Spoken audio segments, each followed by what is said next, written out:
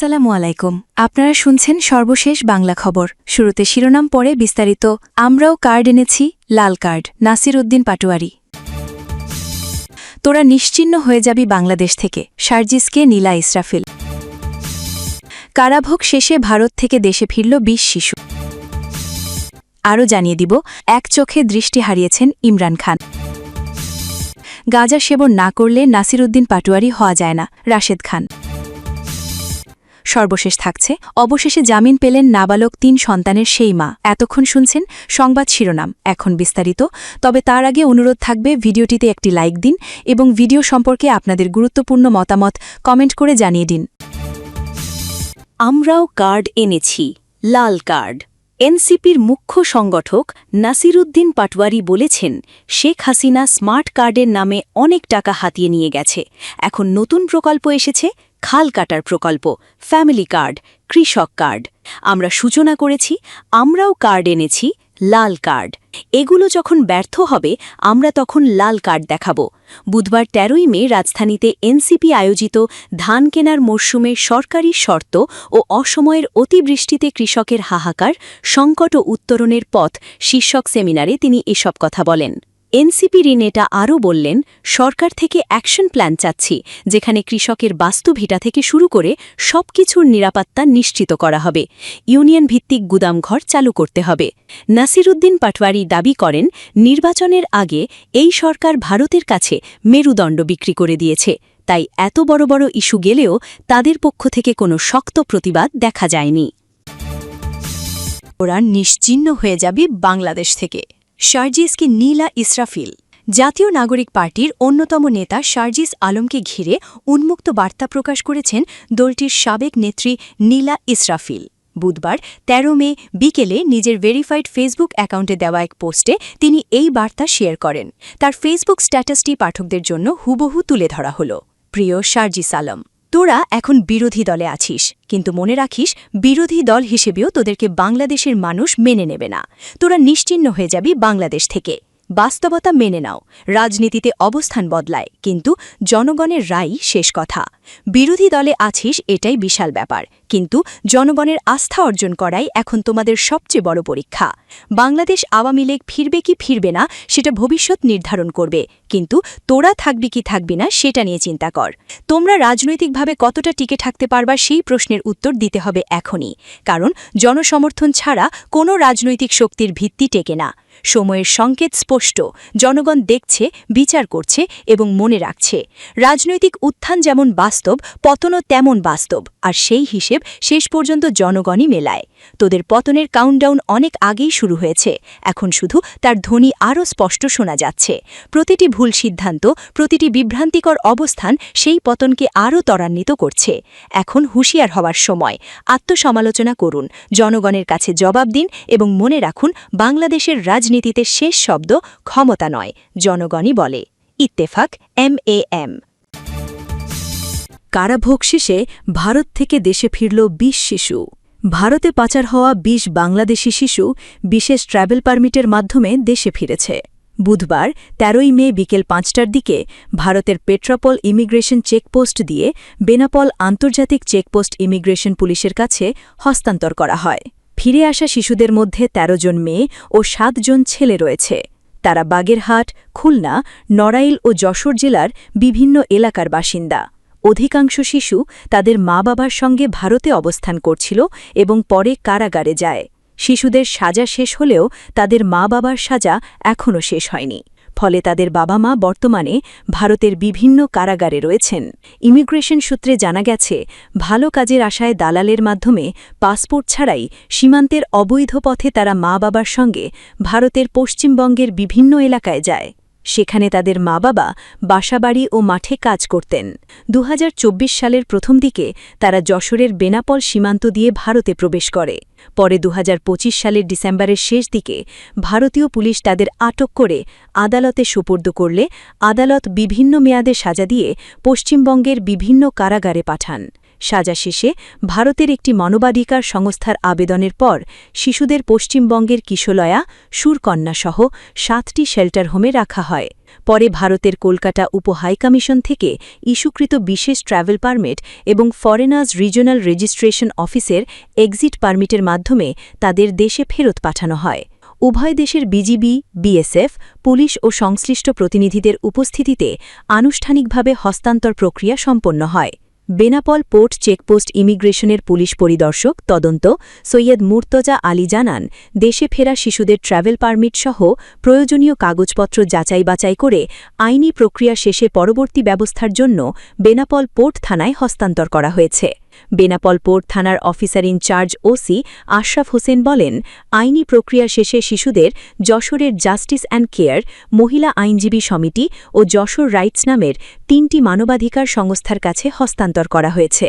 সংস্থাগুলো তাদের পরিবারের কাছে পৌঁছে দেওয়ার দায়িত্ব নিয়েছে। এক চোখের দৃষ্টি হারিয়েছেন ইমরান খান।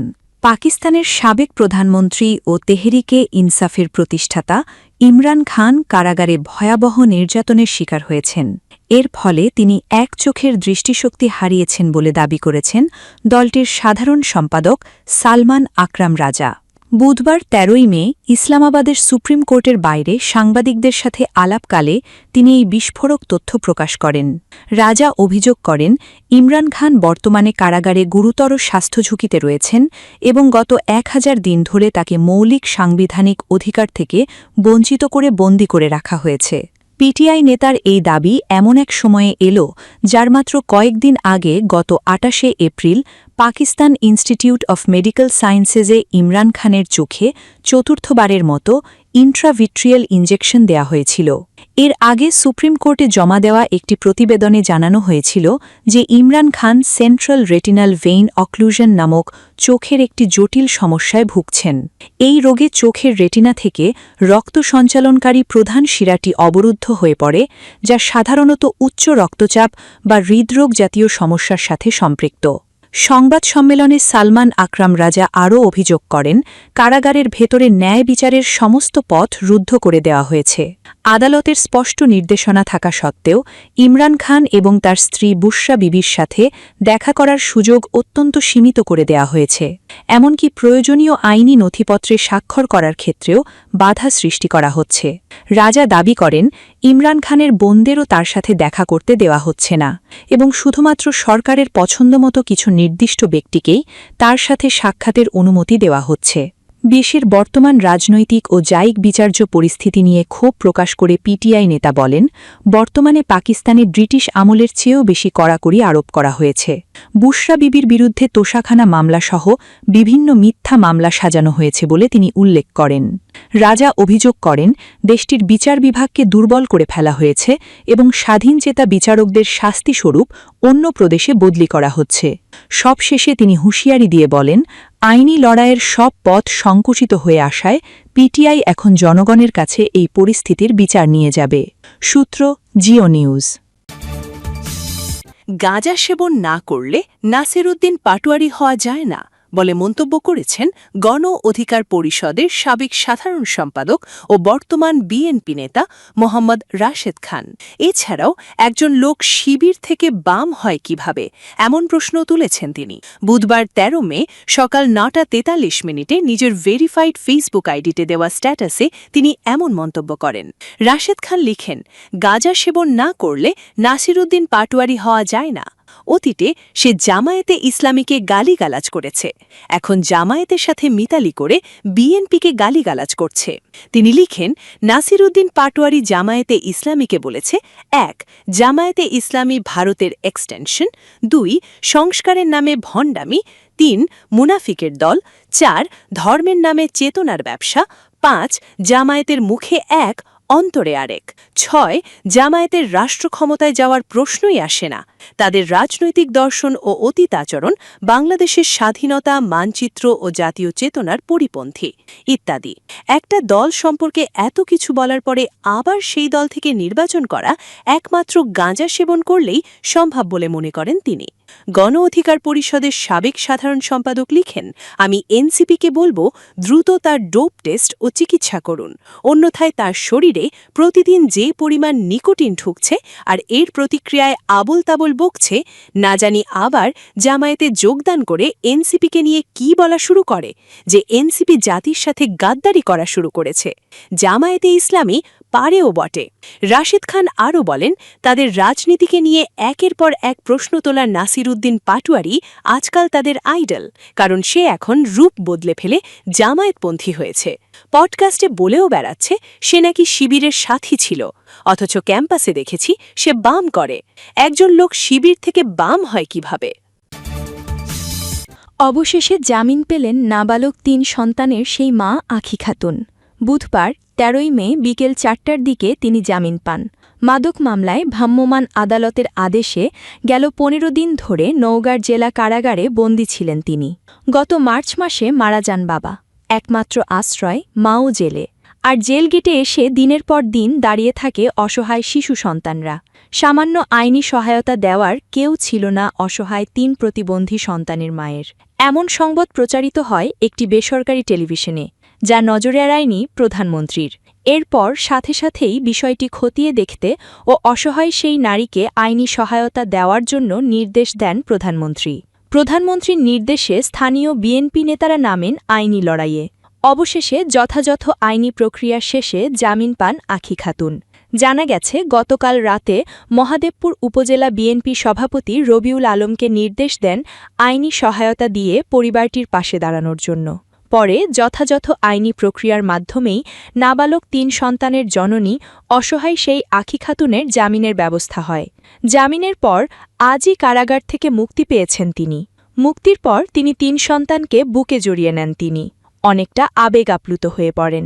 দীর্ঘদিন পর সন্তানদের এভাবে বুকে জড়িয়ে নিয়ে তিনি যেন অন্যরকম এক শক্তির নিঃশ্বাস ফেললেন।